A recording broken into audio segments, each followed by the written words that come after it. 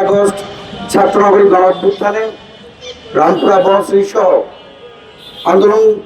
আন্দোলনের স্বতঃস্ফূর্ত অংশগ্রহণকারী আন্দোলনের অন্যতম সংগঠক বাংলাদেশ ছাত্র অধিকার পরিষদ কেন্দ্রীয় সংসদের সাবেক বিপ্লবী সহসভাপতি মামুনুর রশিদ মামুনের মুক্তির দাবিতে ছাত্র অধিকার পরিষদ ঢাকা মহানগর উত্তর দক্ষিণের আজকের এই তাৎক্ষণিক বিক্ষোভ সমাবেশে উপস্থিত নেতৃবৃন্দকে ধন্যবাদ জানাই।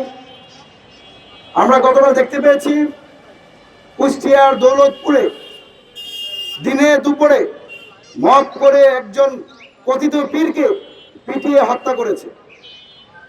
একদিন পার হলেও বাংলাদেশের সকল গণমাধ্যম থেকে শুরু করে সামাজিক যোগাযোগ মাধ্যমে সেই ঘটনার তীব্র নিন্দা জানানো হলেও এখন পর্যন্ত আমরা একজন খুনিকেও কিন্তু গ্রেপ্তার হতে দেখি নাই।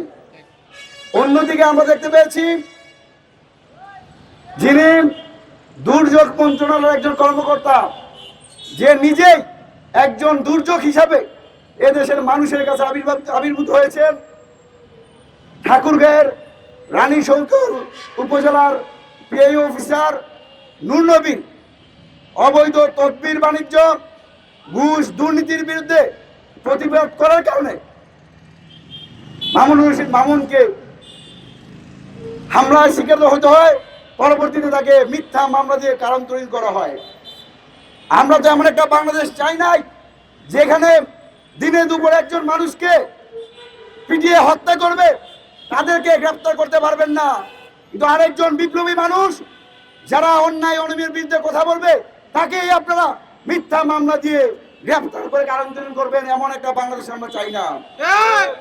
আমরা আজকের এই বিক্ষোভ সমাবেশ থেকে সরকারের প্রতি আহ্বান জানাই, সেই একজন কুখ্যাত সরকারি কর্মকর্তা নূর নবী আমার এক সহযোগিতা বলেছেন, যিনি প্রধানমন্ত্রীর চেয়েও বেশি দায়িত্বশীল, যিনি রাষ্ট্রপতির চেয়েও বড় দায়িত্বশীল, তিনি বছরে 365 দিন চাকরি করে, সরকারি তো অনেকদিন ছুটি আছে, সেই 365 দিন চাকরি করে অবৈধভাবে লাখ লাখ টাকা তারা ডেলি ভ্রমণ খরচ হিসেবে তারা উঠিয়ে নিয়েছে। বিভিন্ন প্রকল্প থেকে যমুনা টিভির এক রিপোর্টে এসেছে, গাইবান্ধাতে যখন তিনি কর্মকর্তা ছিলেন তখন 5.5 কোটি টাকার অবৈধ বাণিজ্য করেছেন। কিন্তু এই যে এত পরিমাণ ঘুষ বাণিজ্য করার পরও তার বিরুদ্ধে কেউ কথা বলে নাই।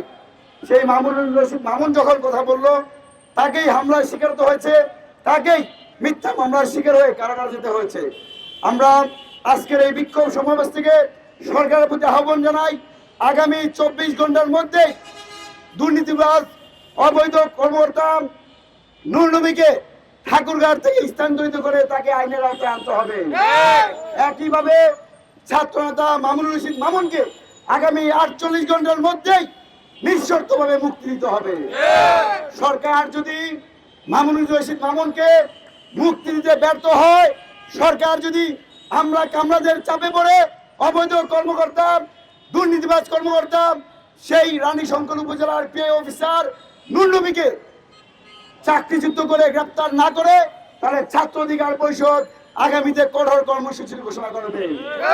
যেহেতু বর্তমান সরকার একটা নির্বাচিত সরকার, জনগণের প্রত্যক্ষ ভোটে নির্বাচিত সরকার, আমরা সরকারের প্রতি আহ্বান জানাই, জনগণের পক্ষে থাকুন।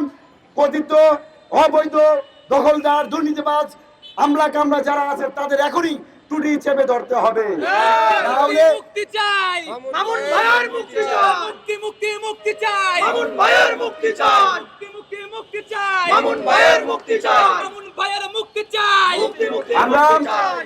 মাননীয় প্রধানমন্ত্রীর দৃষ্টি আকর্ষণ করছি, আপনার ক্ষমতার বয়স 2 মাস হতে চলে নাই, এখনই যদি আপনারা দুর্নীতিবাজ অফিসারদেরকে চাকরিচ্যুত করতে না পারেন তাহলে কিন্তু আগামী 5 বছর আপনার জন্য শুভকর হবে না।